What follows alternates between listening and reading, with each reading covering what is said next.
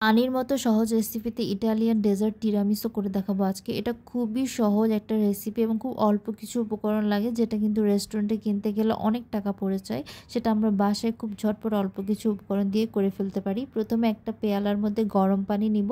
এরপর গরম পানির মধ্যে আরেকটা পেয়ালা বসিয়ে আমি ডিমের কুসুমটাকে আমি এভাবে ভালো করে বিট করে নেব। এখানে শুধু ডিমের কুসুম অংশটা নিব।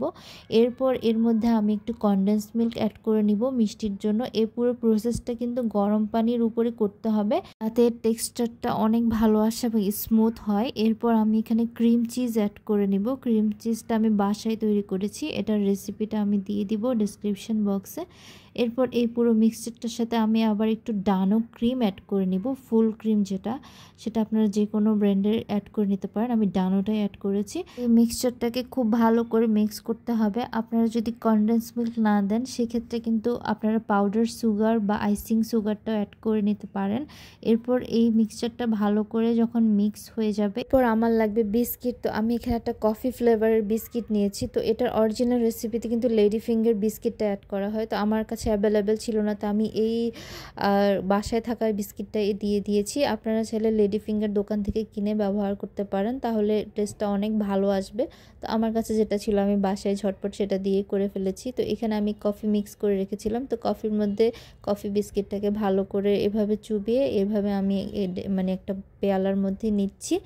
এবার এভাবে বিভিন্ন স্তরে স্তরে বা একটু লাইনে লাইনে এটাকে সাজিয়ে এরপর এটার একটা লেয়ার তৈরি করছি। তো একটা লেয়ার যখন রেডি হয়ে যাবে, এরপর আমি এখানে চিজ, ক্রিম আর ডিমের কুসুমের যে একটা মিক্সচার রেডি করেছি সেটা আমি অ্যাড করে নিব। তো শুধু ডিমের কুসুমের অংশটাই নিতে হবে, কিন্তু ডিমের সাদা অংশটা নেওয়া যাবে না। এই রেসিপিটা আমি একটা ইটালিয়ান একটা কুকের থেকেই দেখা।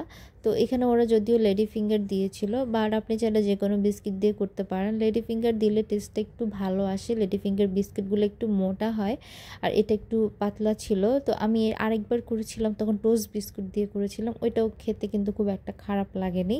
তো এটা আসলে যার যার ইচ্ছে, বাজেটের উপর বা যার যার যখন যেটা অ্যাভেলেবেল থাকে সেটার উপর। তো আমার খেতে ইচ্ছে হচ্ছিল, তো আমি এটা বাসায় ঝটপট যা আছে তা দিয়ে বানিয়ে ফেলেছি। আমার টেস্টটা কিন্তু আসলে খুব একটা খারাপ আসেনি, আপনারাও ট্রাই করে দেখতে পারেন। তো এরপর আমি সব কিছু দেওয়ার পর উপর একটু কফি পাউডার একটু ছিটিয়ে দিয়েছি। এই হয়ে গেল আমার সহজ ঝটপট খুব মজার তিরামিসু রেসিপি। একদম সহজ এবং খেতে অনেক সুস্বাদু।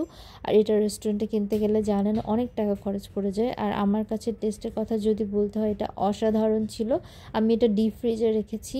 ডিপ ফ্রিজে রাখলে 3-4 ঘন্টার মধ্যেই সেট হয়ে যায়। আর যদি নর্মালে রাখেন সেক্ষেত্রে কিন্তু 6 থেকে 7 ঘন্টা বা একদিন রাখলে কিছু টেস্টটা অনেক বুস্ট হয় এবং খেতে অনেক ভালো লাগে। তো এটা ফ্রিজে রেখে খাওয়া যায় এবং এটা বেক করার কোনো ঝামেলাই থাকে না। সো আশা করছি আপনাদের কাছে রেসিপিটা খুব ভালো লেগেছে। ভালো লাগলে চ্যানেলটি সাবস্ক্রাইব করুন।